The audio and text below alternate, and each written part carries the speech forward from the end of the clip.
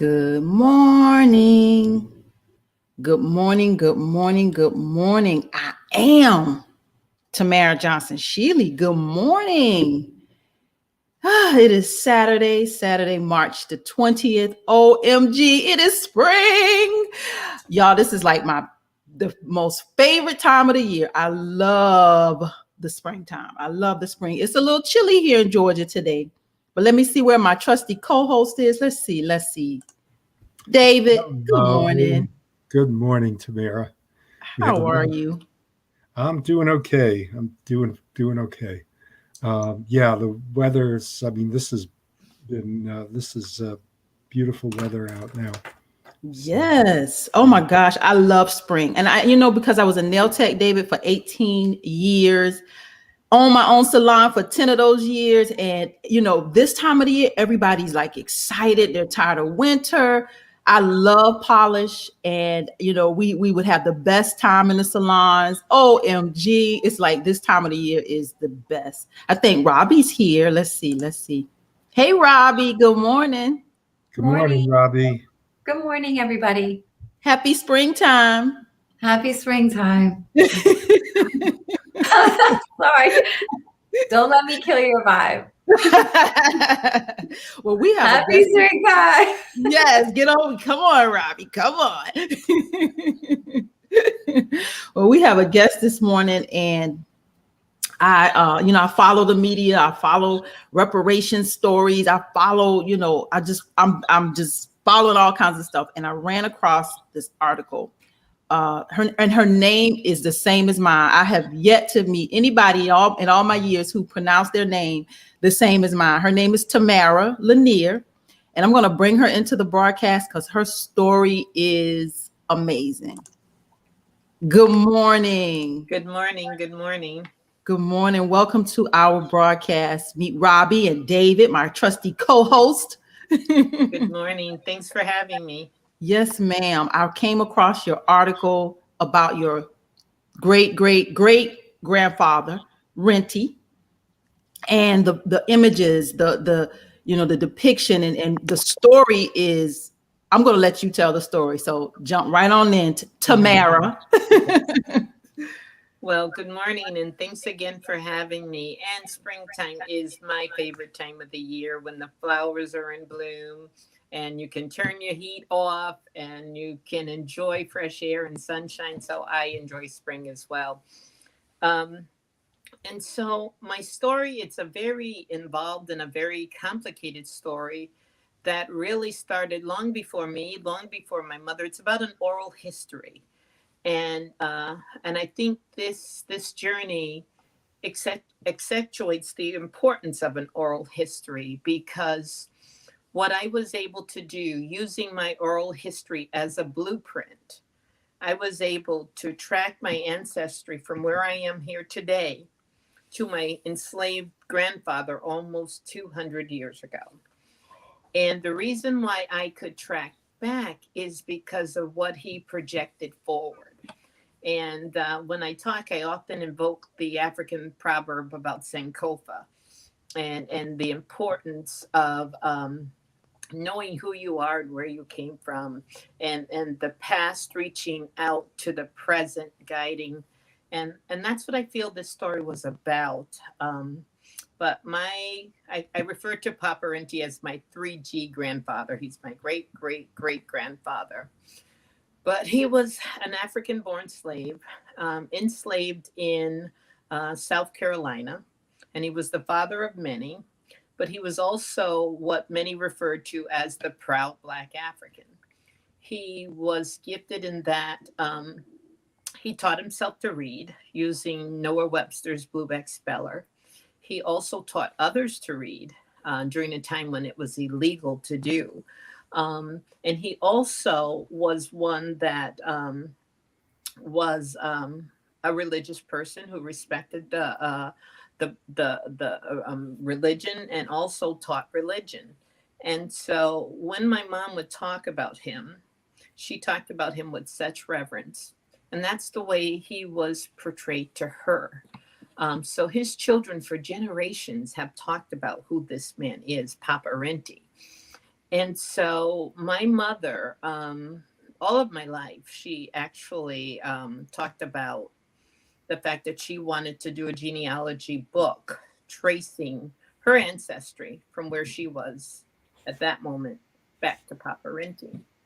My mother's cousin had done the same thing, tracing their ancestry from where they were in the present back to their maternal great great great grandmother, who was known as Big Mammy.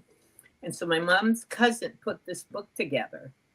And so it was my mom's lifelong dream to put a similar book together, tracing her ancestry on her paternal side back to Paparenti. And she never got around to doing that. But in her later years, and when she, I think, became aware of her impending death, it became very, very important to her. She talked about this often throughout my childhood, throughout my children's childhood.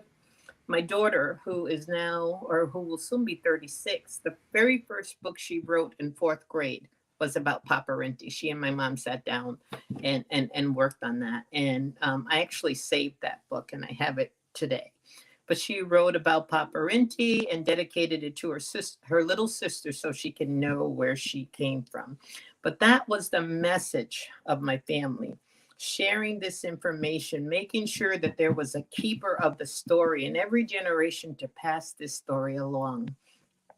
And so, of course, and my mother burdened me with this responsibility at a time when, I certainly didn't feel that I had the skills to do it, to document the story.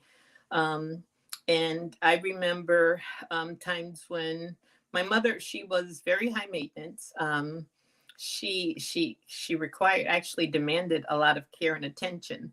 But in her last years, we spent almost every waking moment with her, and particularly in those last days, months, weeks, in the convalescent homes, in the nursing homes, and even in critical care. Whenever she had an opportunity, when she could talk, this is what she talked about. And so she would always say, write these things down. I want you to write these names down. And some of them were so unusual. I'm not even sure how to spell them. So one day I decided I would come in with my tape recorder and I would record her talking. So I made a number of tapes, because what my children and I had realized is when we asked my mom, or when my mom would talk about Paparenti and just her elders, it comforted her. It gave her peace in that moment. And it really was a distraction from her failing health. So oftentimes my kids would walk into the nursing home and say, when we're sitting down talking, they'll say, Grandma, tell us that story about Paparenti. And my mom peace would just come over her. And so we kind of encouraged her towards the end to talk about it, because it made her feel good in that moment. And it was an obvious distraction from her pain, from her health. And she just enjoyed telling those stories. So I did record a number of occasions where my mom was talking. And I remember there was one time she was actually in critical care. She had had a pulmonary embolism, and she was so very sick and she couldn't breathe. And I was walking down the hallway to her room in critical care, not really knowing what I would expect when I walked in. And when I got to her room, she was sitting up and she said, "Did you bring the tape recorder?" And she was talking and she was ready to start recording. So, and I actually had to go back and get it, just because I was so pleased to see her alert and not in the shape that I feared she was in. And in some of these recordings, you can hear her laboring to talk, but insisting on talking and telling these stories. And one of the ones that I cherished the most, she's, again, after this embolism, she's saying, I'm tired now. So I'm trying to get her to stop talking, but she keeps talking. And so that's just how important this was to my mother. And I think that's a piece that gets lost in the conversation as to what drives me. Because every time that I feel that I have not fought hard enough or not pushed hard enough, I go back to those memories of her in all those stages of failing health where this was her priority. And so, when my mom passed, and, I have to, one of the things that I try never to fail to do is to give credit to the people who have helped me along the way. This was a team initiative. I was blessed with great resources, great people. I mean, God put people in my path. He put information at my fingertips. And he exposed me to people who not only could help me, but who can help pinpoint the fact that I am Renty's great granddaughter. And I say that this story is riddled with miracles all throughout, and I start with the first, and I think the most impossible thing to conceive is that Renty in the 1800s, in the early and mid 1800s, is sharing who he is with his children, and the fact that I am telling it today, and also the fact that when I measure my oral history and the messages that he imparted with to his children against the records, they line up almost perfectly. And so not only is this an oral history, but it's accurate and supported by official documents. So that in itself is a major, is I won't say a small blessing, it's a huge blessing. But beyond that, originally when I started on this campaign, I didn't know what I was doing. And again, it was back in 2010. And at that time, the internet wasn't what it is today. I firstly knew nothing about navigating on the internet and doing the genealogical research. But I happened to be at work, and I was just kind of burdened with guilt about the promise that I had made to my mother to document this story, and the fact that I didn't know how to do that. I was out walking and thinking, and I stopped into a small ice cream shop. That was the proprietor was an elderly man, maybe in his late 70s. He and his wife operated the shop. And I would visit the shop. It was actually an ice cream shop who also sold salads and other fresh food. And I visited regularly, but this time and I would always have a conversation. We would talk politics, we would talk about the weather, we would just strike up small talk, and while I paid for my food. And I shared with him that my mom had passed and that I was just really burdened by this promise that I had made to her to document my family genealogy. And he gets all excited and he says, "I'd love to do that work." He said, "Write down what you know, and I'll do the research and I'll get back to you." And so I'm like, okay. And no, mind you, again, in the early 2010, 2011, most seniors at that point didn't even know how to turn a computer on. So I'm thinking, okay, in my mind, I'm processing this, and how helpful is he going to be? Does he really know what I'm looking for? But I didn't really give it another thought, and I left. And when I returned, I didn't return back for some weeks, but when I walked in, he's like, "Where have you been? I found your Papa Renty on the internet." And I'm like, "Yeah, right. How could you have found my Papa Renty, an enslaved man what is he doing on the internet?" And so I remember, again, not really giving it any serious consideration. But at that moment, we exchanged names. We didn't even know each other's names at this point. And contact information. And I went back to work. And it wasn't until later that evening that I came home and I started looking at what he had forwarded me. He had emailed me the packet. He had put a very comprehensive package together. And the first thing I did was I opened the information about Louis Agassiz and Harvard and the scientific racism, the white superiority, and their perpetuation of slavery, and all of this dark stuff about who Louis Agassiz was and the reason why the daguerreotypes were taken. And I'm like, wow, this is some twisted stuff. And so I continue on, and I open the picture. He had an attachment that had the picture of the daguerreotype. And immediately, when I opened that, it's like we made eye contact. And I knew then in that moment that that man in the image was the person that I had heard so many amazing stories about all of my lifehood, all of my life and throughout my childhood. And I remember just staring at the images and saying, wow, this is Papa Renti. And so I have two daughters. I called them in and I said, look at this. This is Papa Renti.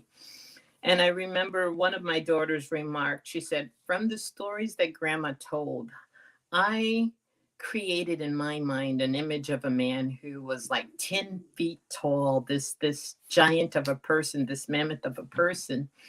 She said, but seeing him there, she said, I see you in him. I see you. She named some of my mom's brothers in him. She said, that's Papa Renti. And I said, yeah. So we had this whole moment of sharing and reflection. And then all of a sudden, I started to think, how amazing would this have been for my mom to see it?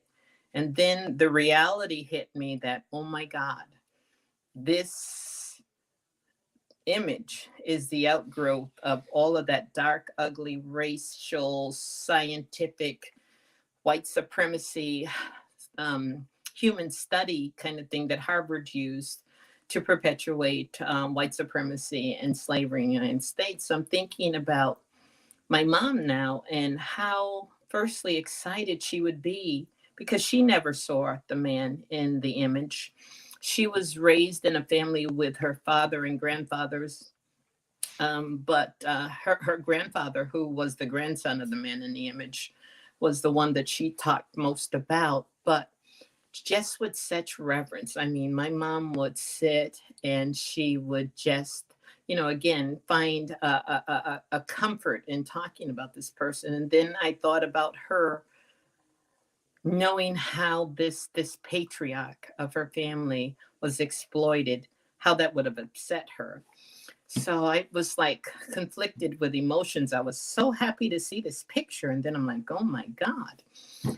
And so from that moment on, I felt more than compelled, just driven, firstly, to know more and put the genealogical research together, and then to right this wrong. Like, okay, Harvard, you are using this image for book publications.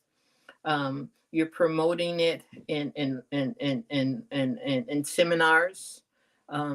Under this false narrative of who Renti was. Here is who this man was. So after months of putting together documents and doing the research, I worked with the Connecticut Historical Society, who helped me get my hands on a number of documents. I talk about another blessing.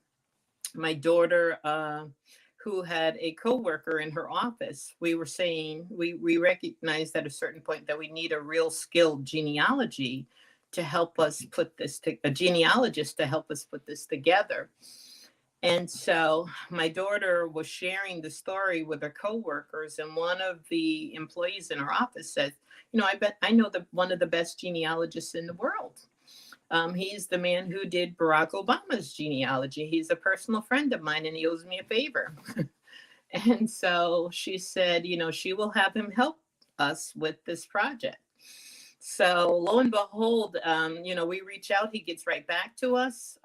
He helps us get the slaveholders' probate records, where we find the slaves in the slave index. And mind you, when you're doing this research, it's not for the faint of heart for many reasons, but more so is when you're working through these slave indexes where the slaves are categorized, you find them mixed in amongst the cows, the pigs, and other farm property. So it's a dehumanizing experience to go back and search for your ancestors in that environment. But more so, you have to, you get trapped into the notion of how Black life was devalued. So, it's for me, in doing the research, there was a lot of pain associated with the fact that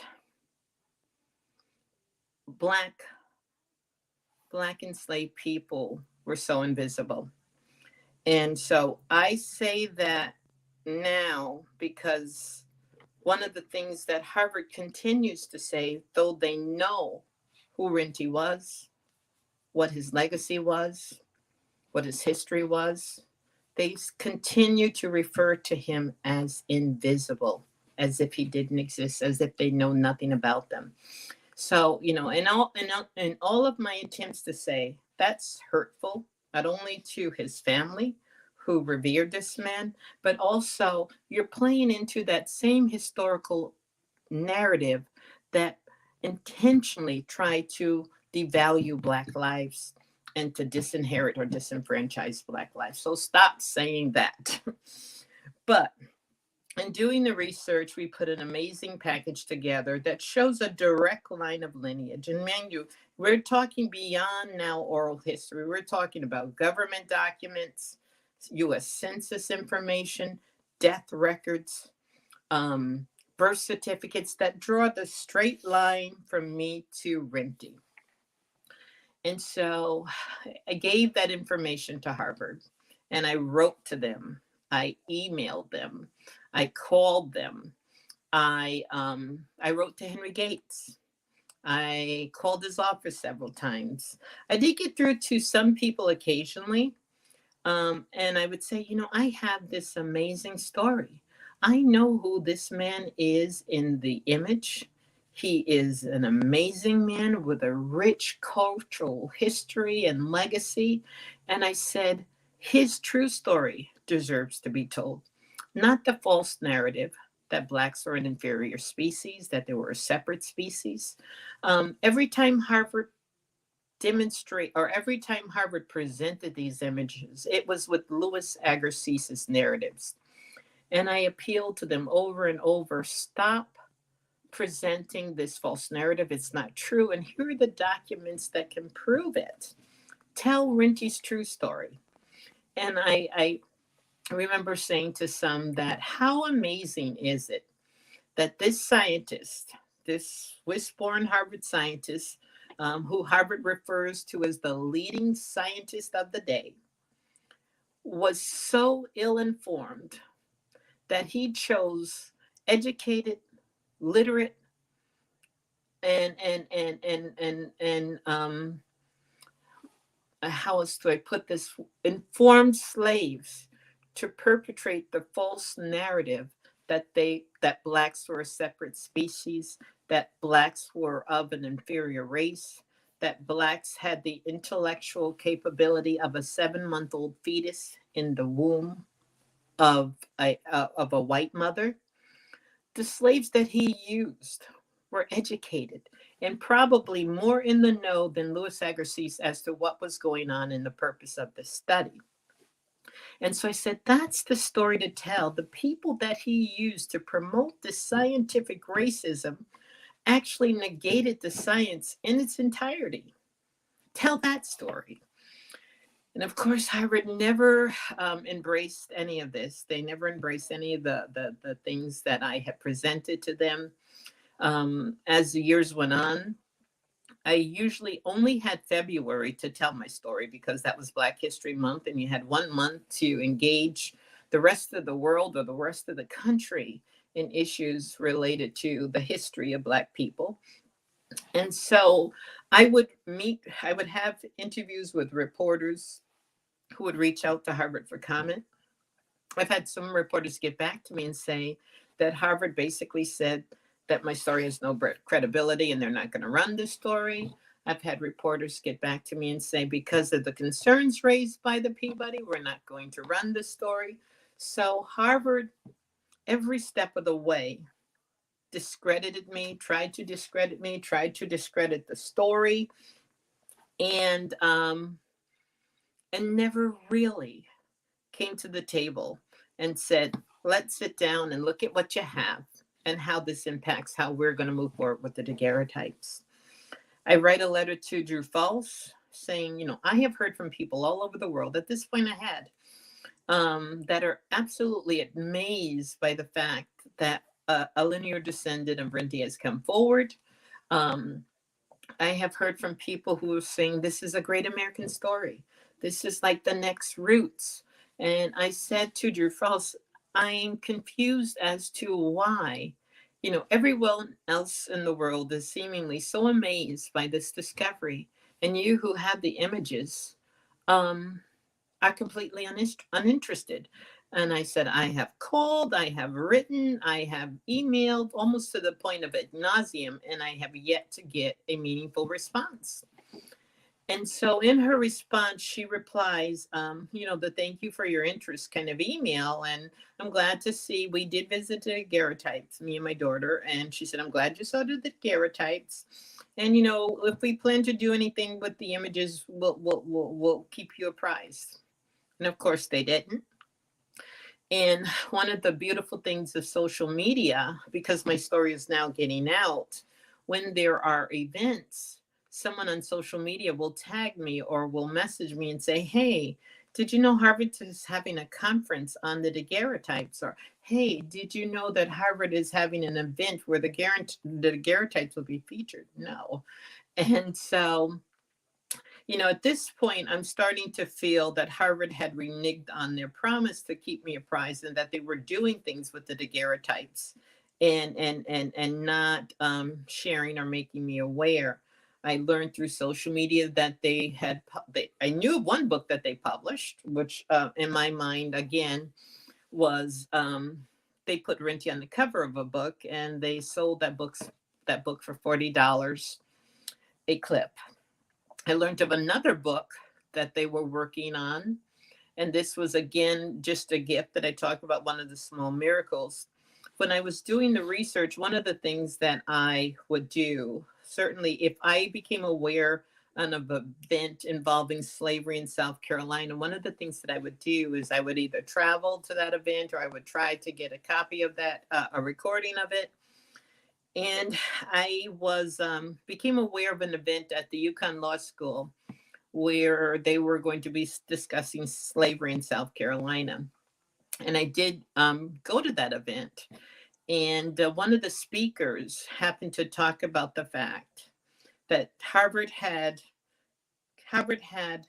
commissioned a number of historians and genealogists from all over the world to come together and work on a project where they tried to find out more about the people in the images in the daguerreotypes and put together this comprehensive anthology about who these people are. And so she was blown away by the fact, because I introduced myself as Renty's great-great-granddaughter.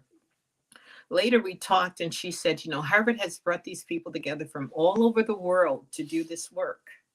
And never at one time did they ever say that someone had come forward claiming to be Renty's granddaughter.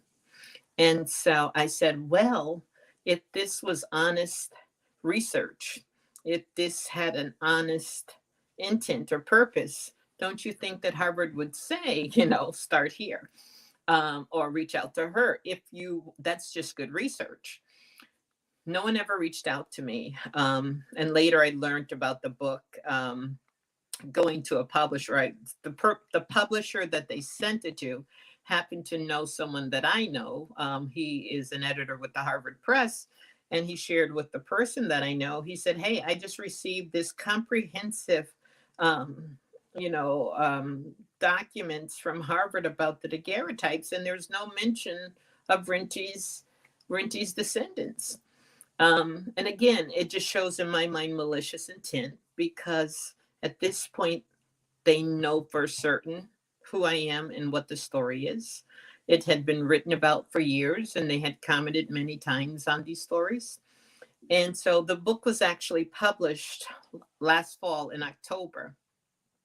And I refer to the book as an assault on academic integrity, because over and over again, they say, we know nothing.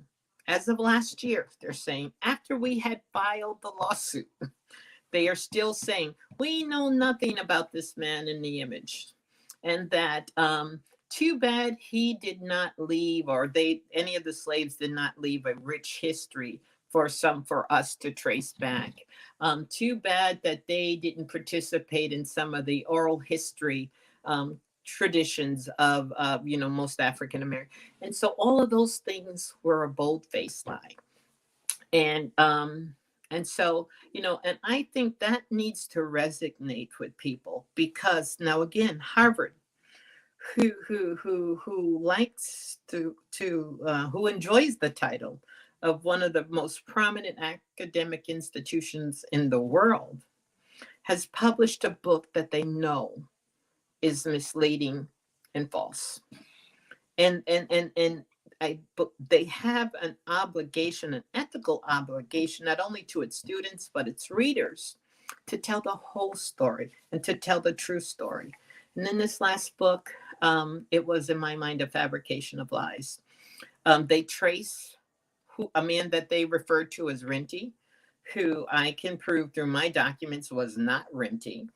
And they go on in the book with these sweeping, I don't want to say, but it's the stories that they portray are really conjecture, that they're supposing that these things happen, and they create this great narrative, and all of that can be easily disputed. But in a nutshell, I have had an amazing journey. I have found, through working with others, I have found the great grandson of Benjamin Franklin Taylor. That was an amazing experience. I actually met with him. And there is one other person that I have to speak about. Her name is Rose Shiver. She lives in Columbia, South Carolina. After I had the probate will and all of the documents, I read that will so much that I virtually memorized it. And mind you, at that time, I was working from a desktop where, on your iPads or on your smartphones, you can enlarge the screen and see better. I jokingly refer to my poor vision. I associate that with all of the attempts to read all of those handwritten documents that were so poorly written and faded. But I met Rose, and I started out looking for the descendants of Benjamin Franklin Taylor by contacting libraries, clerks' offices, universities, local schools, anywhere that would have records about the historic families in those communities. And, I was referred to a couple of people, but no one really any real luck in terms of helping me find the descendants of Benjamin Franklin Taylor. And so on social media, there were these websites where you could join, like there was Lower County, South Carolina, and certain clubs that you can join and interact with other people in the clubs. But through those contacts, I was able to connect with this woman who was named Rose Shriver. And what I learned is we both descended from the same Taylor plantation. And we struck up a friendship almost right away. But Rose was more than resourceful. She was really just a godsend. We talked, and I said, Rose, at this point, I was trying to find a descendant of Benjamin Franklin Taylor. I said, I need to speak with Benjamin Franklin Taylor's descendants. I knew that my family in the will was dispersed amongst his children. So if I'm going to find my family, I have to find where the children were broken, where the children dispersed to. And so she found a number that she thought was Dr. Edmund Taylor's number, the great-great-grandson of Benjamin Franklin Taylor.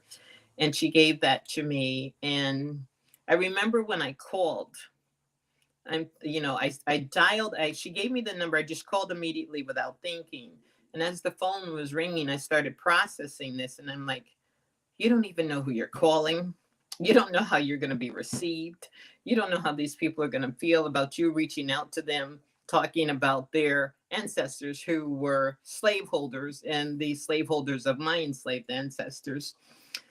So I while the phone is ringing, I'm like getting nervous about how am I going to present this. And so the phone rang and a woman answered. And, God just put the words in my mouth because, like I'm just saying, these people are going to curse me out and hang up the phone.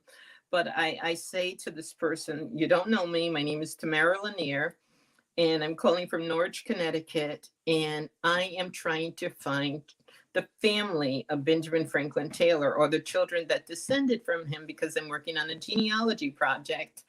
And I am trying to find my family through that family. And so the person was very, very pleasant. And she said, well, you would probably want to talk to my father, but he's 98 years old and hard of hearing. So I'm like, oh my goodness, because I had worked so hard and looked so long to find someone that knew. And I was worried that he was 98 years old and how much would he be able to share. But Dr. Edmund Taylor was amazing. He was 98 years old, but he had his wits about him. He had a sense of humor. And he invited me to come and stay the weekend with them. And so I said, I'm going. And so when I hung up, I said to my girls, okay, we are going to spend the weekend with the slaveholder's great, great, great grandson. My kids said, you're crazy. I'm not going. So I couldn't convince them to come with me, but it was so important that I go. I did go, and I thank God that I did. It was an amazing experience. What I felt initially from Dr. Taylor, one of the things he did, he also invited another gentleman who's named Dr. Rudy Wise, who also descended from the Taylor plantation. His family were enslaved by the Taylors. And Dr. Edmund Taylor wanted me to know that he had encouraged Dr. Wise to go to medical school, and he helped him through medical school. And so I got the impression that I walked into a set stage where it was all about convincing me that the Taylors were not bad people. And Dr. Taylor would say over and over and over again, the Taylors were God-fearing people who treated their slaves with dignity and respect. He kept saying that, God-fearing people. We treated our slaves good. And so, and I had, because it became almost too obvious that I had to speak on it, like, please relax. I'm not here to condemn or judge. I just need information. I didn't say that, but I wanted to let him know that, look, this is not why I'm here to be convinced. And I said, I get it. I said also that, despite the paradox of slavery and dignity, I did have to acknowledge there were some things about my oral history and the research that I had unearthed that showed that there was an unusual relationship between Brinty and the slaveholders and his children. And one thing we talked about is every generation of Brinty's kids were named after the slaveholders' children. The Taylor children were Mary, Sarah, John, William, Simon, Benjamin. Those were my mom's brothers and sisters' names. There were her aunts and uncles' sisters' names. There were her cousins' names. And so I said, and also the religious component. My mom, I have her recorded talking about the fact that the slaves would have to go and participate in a religious ceremony that was hosted by the slaveholders. But then after, they would sneak away and worship as they please. That's what my mom would say. But Dr. Taylor, and this was the unique thing about the visit and what I'm eternally grateful for. When I sat listening to Dr. Taylor talk, the first thing he said was, we are sitting at a table that was hand carved by the Taylor family slave, by the Taylor family carpenter. And we were eating from the dishes of Benjamin Franklin Taylor. And so I immediately had a moment because, again, remember, I had read this probate will almost to the point of memorization. But the one thing that I remembered, there was a Prince Thompson who I knew was a family member, who was identified as the family carpenter.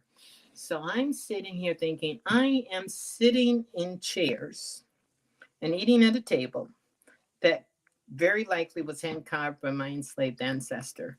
And I was just captured in that moment. And, if I couldn't really, I did take pictures. He did allow me to take pictures of the woodwork and the detail. But I was just, awestruck at the firstly, the durability of the furniture, and then the detail of the woodwork and the carvings. And I was just amazed. And I, even more amazed that my enslaved ancestor might have done that. And then he goes on to talk about the fact that the Taylor family traveled the South establishing Christian churches, which was something that my mother had talked about when she talked about them requiring their slaves to go. And he also said that, my mom is recorded to talk about a cousin of Renty's who went on an underground railroad to Ohio.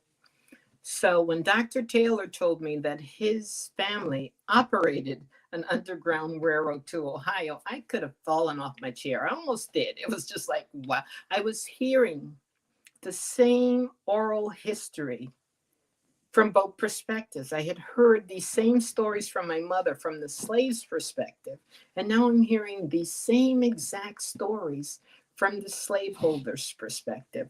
So it was a validation of all the stories that my mom had ever told, and again, just how accurate they were. And so just as my mom was the keeper of our Renty's family story, Dr. Edmund Taylor was the keeper of the slaveholder stories, and the stories fit completely, neatly, and exactly. And so it was just an amazing experience. But the one other thing, and this is about the politics associated with the case, and we lose sight of this today, but we should never forget. And there's a line in the complaint that said cotton was the thread that held the North and South together. While, historically we're taught that slavery was like a Southern thing. What we now know is that the North benefited equally as much as the South in terms of slavery and the Industrial Revolution and the onset of cotton and how that made everybody rich, and cotton was king, particularly in Boston, where it was used to finance, firstly, the university, and to make many of the university presidents very, very rich. At a time, now mind you, in 1850, it was no small feat to travel from Boston to South Carolina. Louis Agassiz, the Harvard scientist, first visited Benjamin Franklin Taylor's plantation to capture these images as proof of white superiority. And mind you, he not only took these photos of these subjects in the nude, and so, and we'll get to, if I have time, I can get to that and develop it more. But this is where I feel like every time I speak about this, I need to stress this because it negates Harvard's argument. This is not about a photo shoot with a photographer and a subject. This is about a human study, scientific endeavor to prove white superiority. These were victims of a human subject study. So, and so Harvard was responsible for not only promoting and perpetuating this propaganda to prove that Blacks were inferior, that we were not human, that we were subhuman and not entitled to the constitutional benefits that whites endured. And this scientific justification is always, no matter what time of the season we're talking about, scientific justification has always been used to give credibility to an argument. And here you have a university who is the premier university of its time, giving scientific credibility to slavery. But also the financial component was there. And the political component was there. Now we have Renty, the Websters, who are prominent people in the North. Daniel Webster was someone who would have been president if he had taken on the offer of vice presidency. He would have ascended to the office of president because of the death of the person who won the office. But he was a very prominent political figure, not only in Boston, but across the country. And so after Agassiz visited Benjamin Franklin Taylor's plantation, Daniel Webster at some point later goes south to see how slaves are treated. He's an abolitionist. He's a professed abolitionist at this point. So was Louis Agassiz, if you want to believe that.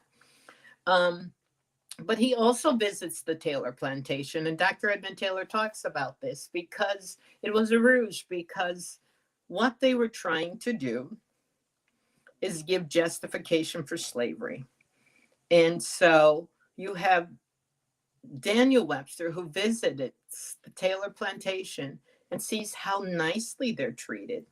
Then he goes back, and he's a senator at this time, and he speaks on the Senate floor during a time when this country was so divided by the question of slavery, and says, because of what I saw, I will never speak against slavery again.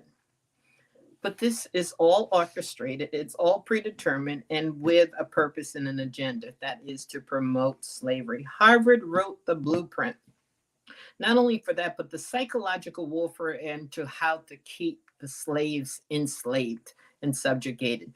Was that the universities were involved in, the mass production of that psychological warfare. So we can't lose sight of how this political machine was working in addition to what's going on down south to promote slavery, and how very complex it was. It was never just the North divided by the South. The North was deeply embedded in the question of slavery. And I believe that they used the Taylors, and that they went there and said, oh, you treat your slaves so well. We're going to go back to, the Senate and say, this is why slavery should be perpetuated. So, they didn't give the whole story, that their agenda was to promote slavery. The Taylors were led to believe they came down and just saw how well things were going, and then went back and said, we can't speak against it. No, it was much bigger. It was much more sinister than what they would have had people to believe.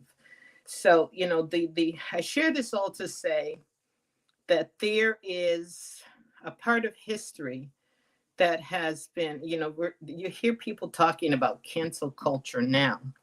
They don't know what cancel culture is. We are the living byproducts of canceled culture, and our histories haven't been told.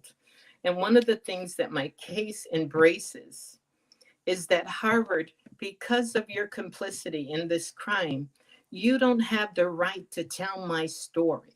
You don't have the right to have absolute dominion and control over these images and these slaves who you have exploited for almost 200 years. And the complaint itself embraces, very, very complex, but very basic premises. Firstly, in 1850, when Harvard commissioned these images and acquired these images, slavery had been abolished almost 100 years ago. In 1783, slavery was abolished. So when Harvard did this, these were the plunders of slavery. These acts were the badges of slavery. These acts were illegal. In Massachusetts, they not only abolished slavery, but they said, Black people, you have a right to seek redress in court in 1783.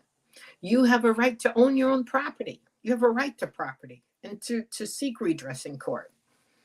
And so what Harvard is saying is, no, you don't. Your enslavement, your victimization doesn't matter. Harvard is saying that anytime a photographer takes a picture, that picture belongs to the photographer, irrespective of the violence associated with it. And we know that to not be the case. We know that if I were to put a gun to someone's head and force them to take them off the streets and to bring them to this isolated place and say, take your clothes off and let me take pictures of you, that is criminal. I would not only be committing a crime, but I wouldn't be able to keep the proceeds of the crime, and I wouldn't be able to go on and be enriched by the proceeds of the crime. So when the court ruled to give or allow Harvard to keep the pictures, in my mind, They ruled in support of slavery. They ruled that irrespective of what the 13th Amendment says, and irrespective of what the common law of Massachusetts says, Black people don't have property rights. They also ruled that they raised the case about Jewish lost art, which in my mind, that blew my mind, because that is also kind of a tertiary issue that we've been trying to develop, is that in history, we have looked at aggrieved groups and offered some small measure of a remedy for the Native American. And when I say small measure, it is a small measure, and we still need to do more. For the Native American, we have the Native American Grave Protection Act that says if you have cultural property of Native Americans, you have to repatriate that. You have to give it back. Recently, in 2016, President Obama signed the HERE Act that says if you have cultural property of the victims of the Holocaust, you got to give that back. So what we are saying is, where is the equal protection for the descendants of slaves? Because we have been freebooted, we have been looted of all of our cultural property because of slavery. And there has been never any attempt to address that or offer redress. Even though the Constitution says so, it has never acted on that legislation. The only time in history that we've seen the 13th and 14th Amendment invoked is when people and slaves were petitioning for their freedom. This case is the first case, I think, in the history of this country, I can't find another, where we have posthumously slaves petitioning the court for their property that was afforded to them by the Massachusetts Commonwealth in the 13th and 14th Amendment. And in this case, we had the right to argue our case. The judge, when he begins in his rationale, he says it's a very low bar to bring a case. It's a very high bar to throw out a case, dismissed from the door. But that's exactly what he does. He raises the Jewish art complaint and says, these cases are very similar, which he's absolutely right about this. Where he erred, in my mind, he said, but the court has thrown them all out in the past because they were time barred. That's true. But what he didn't address and didn't seem to know was in 2016, when President Obama signed the HERE Act, what the HERE Act says is go back and rehear those cases based on their merits. Do not throw these cases out for technicalities like time barred or statute of limitations or discovery. And the HERE Act also required museums to give back cultural property to the victims of the Holocaust. So he raised that as an example of my case, but he failed to address the remedies that the law allowed. And then he goes on to say, I should petition the legislature for such a law. And so, seemingly not aware that such a law exists. So I was surprised by that. I know I've spoke for a very long time. I don't know if you want to, if anyone has any questions or if you want to interject to share or offer. I don't know. I have a question. How long Sure. has the lawsuit been going on? Well, we filed 2 years ago yesterday, on March 19th, 2019. We had our first hearing in October of 2020. And it took from October 2020 till about, it's been a week and a half, I believe, since the judge ruled. So he took about 5-6 months to rule on the case. We are appealing. And we actually filed intent to appeal. That's already in the work and has been submitted. And so the attorneys are actually asking that the case be heard by the Massachusetts Supreme Court. And so, I can only say this. I think that this is really the first time, at least in my knowledge, that the 13th Amendment of the Constitution has been really tested. And I just am, and it's sad to say, but it's in my mind an honest and fair assessment. we have all, and I can not only say I, but we as a people have often talked about the fact that justice looks different for us. And I know that the only benefit that we really have is truth and transparency and exposing these injustices to the light of day. So when you have a law that says Black people have a right to own property, and then you have a judgment that says these slaves don't have a right to their property, um, this is unfortunately what we have been used to in terms of justice. We see injustices in decisions over and over again, and we've almost become immune or accepting. We're not surprised by injustice anymore. And I think that what we have to do is again shine the light of day on this and say, these are the inherent differences in how justice looks for people of color versus non-minorities.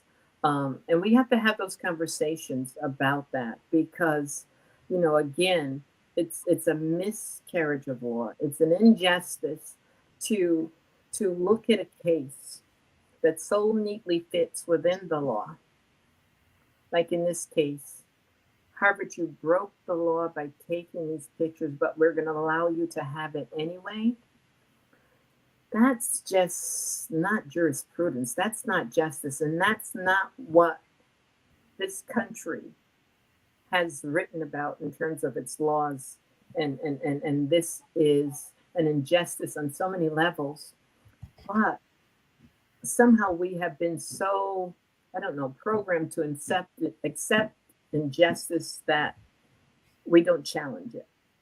And I say here, we have to challenge the fact that not only in criminal justice and civil justice, but justice, we have to start saying you are not being true to the promises that you made on paper. Yeah. And how do we go from there? And I hate to get political, but what we have to do is make sure that our elected officials are held accountable when they don't challenge things that we know are inherently unjust. We will never make inroads to change the injustices, the historical injustices, until we engage in the political arena to say, look, you are no longer going to be allowed to give us lip service and say one thing and then act another. We want justice to look the same for us as it does for victims of the Holocaust, for Native Americans, and it has to be the awareness, and that's why this is so important. When people ask, "What can I do to help?" Share this story, because I think it speaks to the overarching principles of, the inequities in the court system. And how do we change that? How do we fix that? And I think that that's a political question that we have to put to our lawmakers. What do you plan to do with that? We have about 2 minutes left in the broadcast. David, you have a quick question for Tamara? I'm just blown away by this whole story and kind of processing how this works. The way I just really feel very grateful to you for bringing this whole story to our attention, and this whole invisible side of American history, which is not invisible. It's been intentionally avoided. And, this evidence that you're bringing forward about Harvard ignoring you when in this, moment of time, over the last decade in which, that you would think this would be the kind of thing that Harvard would welcome, as a way of making amends. Are you aware of what's been happening with the Jesuits and Georgetown, and what they've been doing, which is, I'm not saying that they're, I'm not holding them up, as any paragon of virtue, but they have, been, essentially carrying on private reparations for people who are the descendants of African American enslaved people in Maryland, who the Jesuits sold in order to finance the Georgetown University, and they clearly have taken a different stand. And then you think about Harvard having an endowment of $25 billion or whatever it is. No, it's more. It's 70 billion or something like that. More than most countries' budget. Yeah. And you really have to wonder, where is the, what is the incentive for them, to ignore or to, fight, in this case, actively fight the recognition that you were putting forward. The demand for recognition and the recognition of Papa Renti's role in history. I mean, it's really staggering. Yeah, I didn't think initially that I had asked for too much for them to simply tell the truth, and I often think if they had it, we wouldn't be here today. So, and again, maybe that's because there's a larger purpose for this case. I've heard from people who feel that their cultural property has been exploited. My daughter was talking about something she saw about Jack Daniels, Aunt Jemima, Henrietta Lacks. We can go on and on and on, but it also has to do with the redistribution of wealth. And, there's so much that's involved in this. Where would we be if we were able to not only have held on to our cultural property, but, grown from it? It certainly has huge implications for where we would be today if the intellectual and cultural property of our ancestors hadn't been exploited and freebooted from them. But, no one's willing to have this discussion. We can talk about atrocities in other countries. And this is one thing that I say about the United States. We wag a judgmental finger at other countries for their treatment or their maltreatment of their citizens, but we have never really come to the table with an honest discussion about the genocide and the tragic human suffering of millions and billions of enslaved men and women. And so, until we are prepared to do that, we can't sit in judgment of anyone else. We can't. There's a question, Ms. Lanier, in the comments on your position for reparations. Oh, well, that's interesting.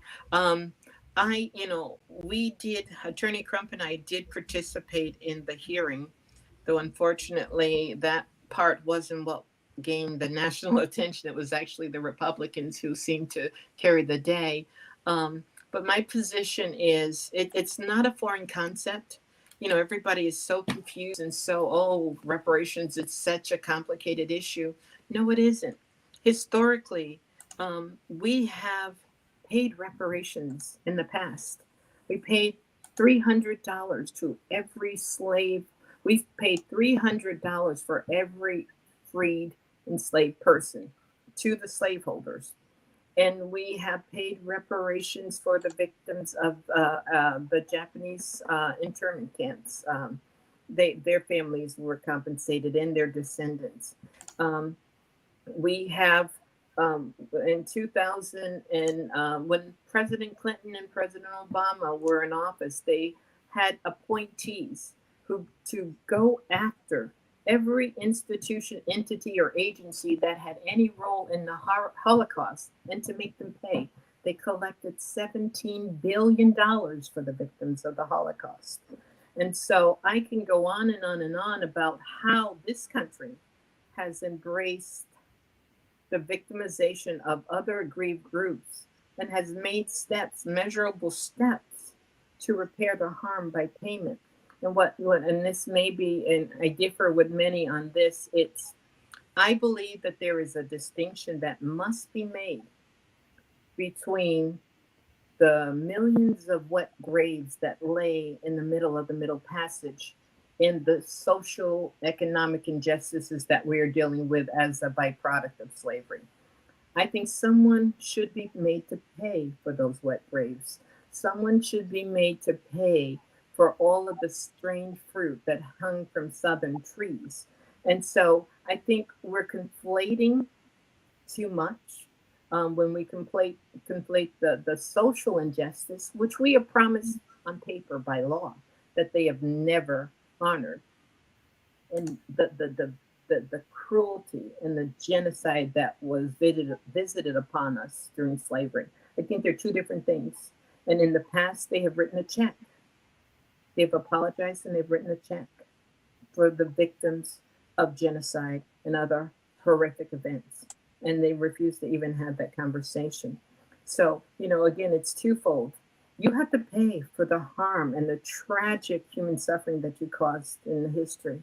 But you also have to honor what you have put on paper in terms of law and policies that you're not enforcing, that you're not upholding when it comes to people of color. And the laws that you have put in place that are contrary to not only people's right to life, liberty, and the pursuit of happiness, you're not acknowledging your own principles and theories of the Constitution. And so I think that they're two separate things.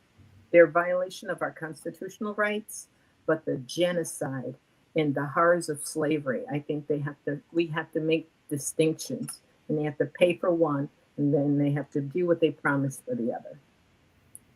Tamara, I just want to say thank you. Thank you for joining us on this broadcast today. May God bless you and continue to strengthen you in this journey. We are here for you. Whatever we can do here to help you, undergird you in this process, we are here for you. I want to thank Mr. David and Ms. Robbie for joining me every week right here on this broadcast. I am Tamara Johnson Sheely. You can find me at tamarasheely.com. You can find Mr. David Slavin at Acknowledge the Divide right here on Facebook, and Ms. Robbie Caban at robbiecaban.com. We will see you next week, everybody. Thanks for having me. And a shout out to the